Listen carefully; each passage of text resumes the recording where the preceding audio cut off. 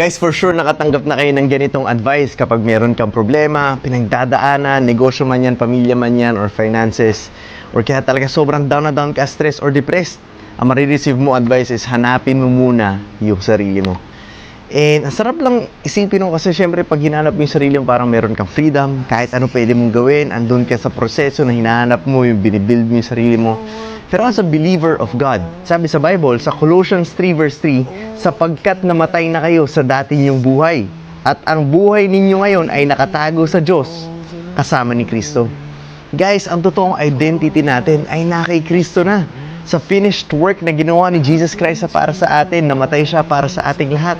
So kung ikaw hahanapin mo yung sarili mo at papatunayan mo yung mga kaya mong gawin, finding your purpose on your own ways, understanding, pilit ka maliligaw. At kahit anong gawin natin, hindi natin mahanap yung daan. Kasi isa lang naman yung daan, which is si Jesus Christ. And dito, sinabi dito, namatay na kayo sa dati yung buhay. Yung buhay na makasalanan. Ngayon, meron na tayong power to say no sa mga kasalanan. Kaya kung meron ka man ngayon pinagdadaanan, hindi mo alam kung saan ka pupunta, gusto kong sabihin sa'yo na ang buhay mo, identity mo is nasa Panginoon.